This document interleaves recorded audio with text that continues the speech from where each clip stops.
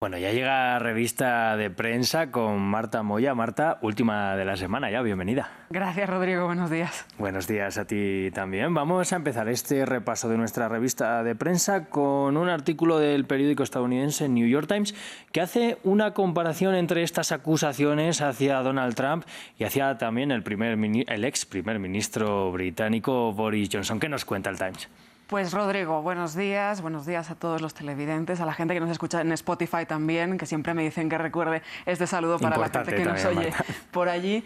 Vamos a empezar, como decías, con el New York Times. Es un análisis de Mark Lander que titula "Trump y Johnson fueron acusados por incumplir las normas, pero solo uno perdió la confianza de su partido".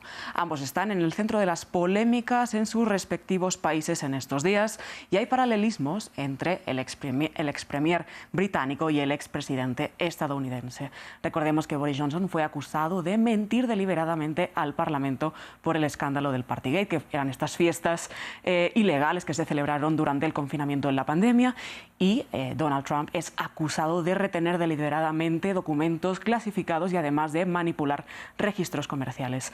Este análisis del New York Times dice tal cual: el Partido Conservador británico ha plantado cara regularmente a Johnson, mientras que el Partido Republicano sigue esclavizado por el señor Trump. La comisión de investigación ha condenado al expremier británico y, de no haber renunciado Boris Johnson la semana pasada a su escaño, le habría negado su entrada a la Cámara de los Comunes durante 90 días. El lunes se decidirá si la Cámara de los Comunes, el legislativo británico, acepta esa investigación que hizo el comité.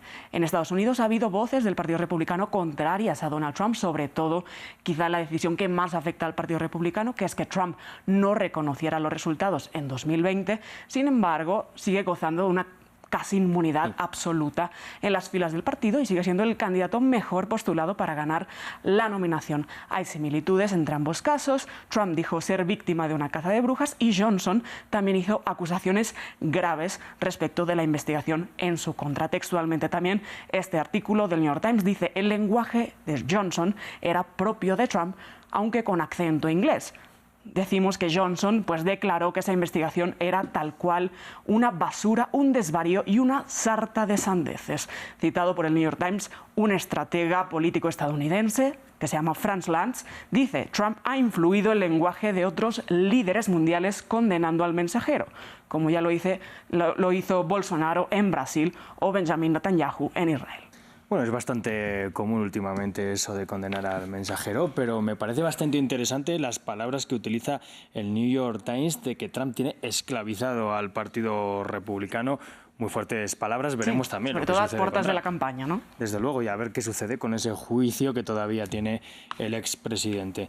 Vamos ahora a cambiar de tema, Marta. Vamos un poquito más lejos, nos vamos hasta Japón y lo que cuentan los medios japoneses de esta noticia que veníamos avanzando ya en nuestros noticieros, y es que el Senado del país ha elevado este viernes la edad de consentimiento sexual de los 13 a los 16 años. Así es, Rodri, hemos destacado el Japan Times y por otra parte el Washington Post, porque también todos los medios internacionales se hacen eco de esta noticia, France 24 incluido. Efectivamente, France 24 también, de esta noticia que es casi histórica, ¿no? Porque la legislación japonesa no se tocaba referida al consentimiento sexual desde el año 1907. Una persona, decía la ley japonesa entonces, desde los 13 años estaba en sus plenas facultades para decir si estaba o no de acuerdo con mantener relaciones sexuales. También cabe destacar que esta era una de las leyes más bajas en los países desarrollados y Japón lideraba, ¿no? Que tenía una de las edades más bajas en consentimiento sexual. Hay otros países como Canadá o la mayoría de estados estadounidenses que la tienen fijada en 16 años. Algo más preocupante en Francia, 15 años, y Alemania e Italia en los 14. Hoy la Cámara Alta, como decíamos, ha votado por unanimidad que se eleve la edad de consentimiento a los 16 años y aclara también un poco los requisitos de enjuiciamiento para delitos de violación. Que las víctimas estén bajo influencia del alcohol o las drogas, que tengan miedo o que los perpetradores se aprovechen de su estatus social. También se penaliza esta nueva ley tomar fotos de explotación sexual sin consentimiento. Este cambio, esta revisión de leyes empezó, no obstante, en 2017, pero de una manera muy laxa.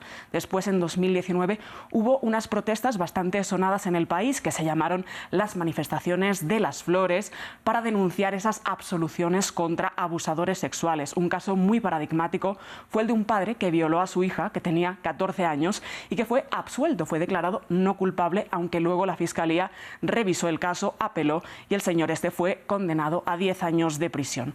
La votación de hoy, eso sí, no ha logrado el consenso para redactar que todas las relaciones no consensuadas sean violación y según organizaciones de derechos humanos, mejor dicho, este es un paso que todavía tiene que recorrer un camino mucho más largo porque Japón sigue lejos de cumplir con los estándares internacionales en legislación de violación, de delitos de violación.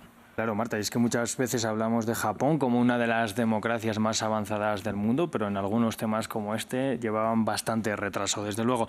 Vamos ahora hasta la región, en Nicaragua, porque el periódico El País destaca un reportaje sobre un nuevo caso de encarcelamiento de un periodista bajo condiciones totalmente opacas. Sí, Rodri, nos referimos al periodista local Víctor Ticay. El 6 de abril, este periodista local salió a cubrir una procesión de Semana Santa que estaban prohibidas por el gobierno de Daniel Ortega y Rosario Murillo por esta pugna y esta persecución contra la Iglesia Católica. La policía después irrumpió en su casa, lo detuvo sin hacer mayores o sin dar mayores explicaciones. Su familia nunca supo qué pasó con el tema hasta este 9 de junio, cuando pues fue informada de que su hijo había sido detenido por presuntos delitos de propagación de noticias falsas y conspiración para el menoscabo de la integridad nacional. Ahora este periodista afronta una pena de cárcel entre 8 y 14 años. Y Marta, vamos a cerrar con una noticia que es que cada vez que la leo no deja de sorprenderme, y es que el periódico El Tiempo de Colombia destaca que hay una empresa alemana queriendo vender el mortífero cruce del Darién entre Colombia y Panamá como un viaje de aventura exclusivo. ¿Qué es lo que cuenta El Tiempo? Es bastante espeluznante esta noticia. No es solo una empresa, sino que son varias empresas alemanas las que están detrás de esta oferta de lo que llaman Tours VIP para atravesar el tapón del Darién, que recordemos es una de las fronteras más mortíferas en el mundo y uno de los cruces migratorios más peligrosos. Lo han cruzado más de 100.000 personas en lo que va de año y este tapón del Darién dejó más de 30 víctimas mortales el año pasado. Ahora estas empresas venden estos tours por nada más y nada menos que 3.600 euros y el seguro les incluye un helicóptero en caso de que la situación se agrave y dicen que comunidades indígenas les acompañan en atravesar este cruce tan mortífero.